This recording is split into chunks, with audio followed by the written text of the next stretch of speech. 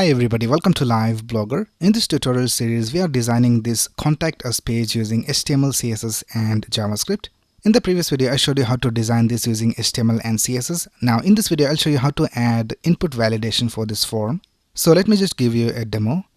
So first of all, if I click on this send button without entering any of these details, then we will have this error message which says all fields are necessary. And then if I click on any of these input fields, the error message goes away. And if I add some text inside these two input fields, and if I click on send button, we still have this message. And let's add some details over here. So I will just type john@gmail.com, and let's type testing, and let's click on send. And now we can see that we don't have any error message, and the form was submitted. Now we have one more validation for the email. So if I just type john@gmail, and if I just type testing over here, and if I click on send, we can see that it says please enter a valid email address. So if I just type .com, and now if I click on send, we don't have the error message. So this is what we're going to add in this video. Let's get started.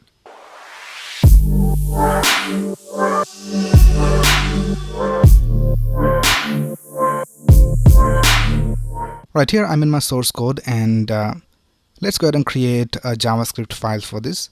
So let's click on new file, and let's create a file called main.js. And now let's go ahead and create a division for the error message. So let's scroll down in the HTML, and here after this division, which is the button container, let's go ahead and create a division called error message. And here let's type error message. And now if we save this, here we can see that it says error message. Now let's go ahead and add some basic styling to this. So let's go to style.css file, and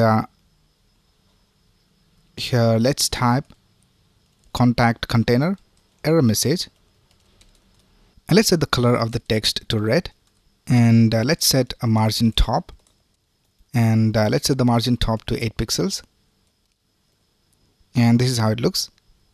Alright, now let's start writing the JavaScript for this. Now the first thing we need to do is we need to reference all the elements that we need from the HTML into our JavaScript code. So we need to reference the full name input field, which is this one right here, which has an ID of full name. And then we need to reference the input field for the email, which has an ID of email. And then we need to reference the text area, which has an ID of message. And then we also need to reference this button. So we'll simply reference this btn container, and then we also need to reference this error message division. And I'll just remove this error message from here. And now let's go ahead and go to our main.js file, and let's reference all those elements. So let's type const name field equals document.querySelector, and let's type contact container, and we have an ID of full name. And then let's type const email field equals document.querySelector contact container, and we had an ID of email.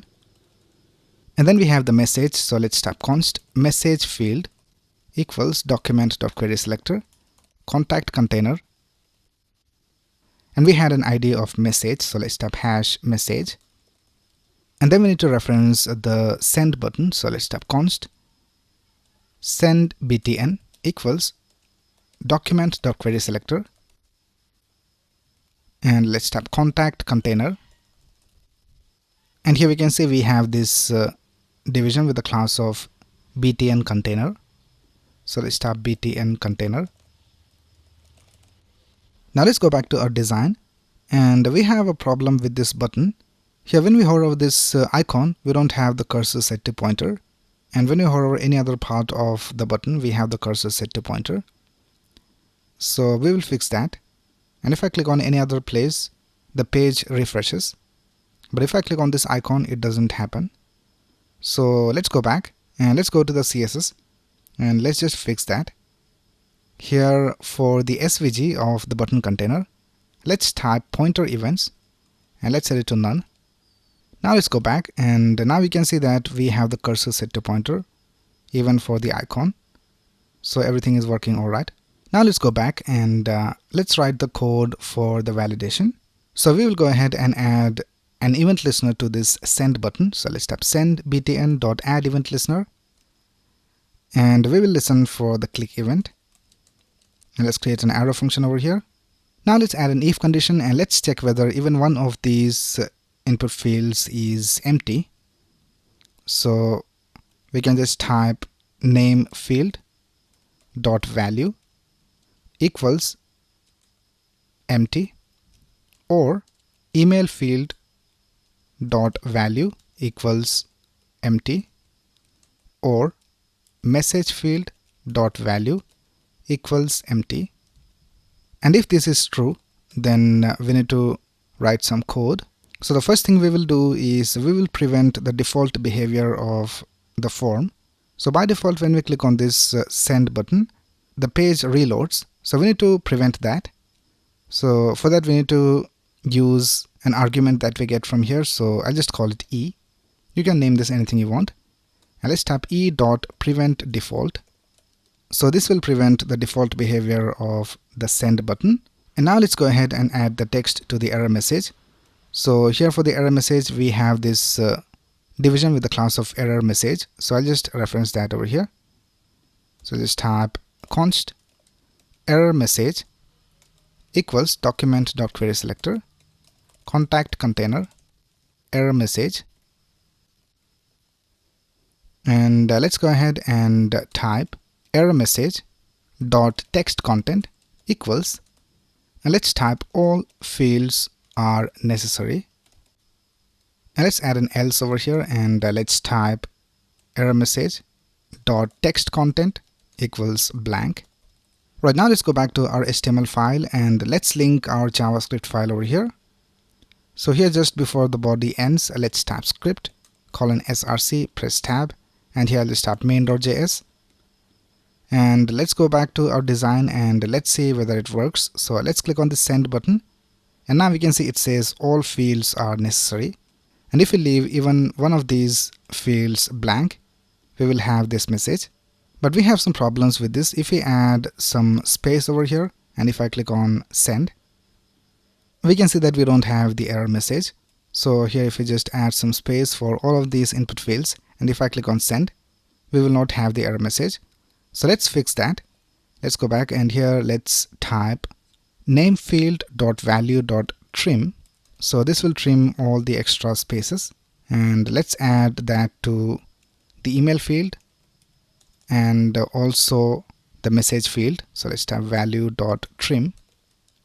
And now let's go back and if I just add some spaces over here and if I click on send, we can see that it says all fields are necessary. And now if we add some text over here for each of these input fields and if I click on send, we don't have the error message. Now let's write the code for checking the email, and for that we will use regular expression. So I'll just simply copy and paste a simple regular expression for the email. So I'll just create a constant called email regex, and you can just Google for email regular expression and you'll find this code. Alright, so here I have copied this regular expression, and what we are basically doing over here is that we are checking whether we have at least one character before the @ symbol, and then we need to have some character, and then we need to have a dot, and then we need to have at least one character.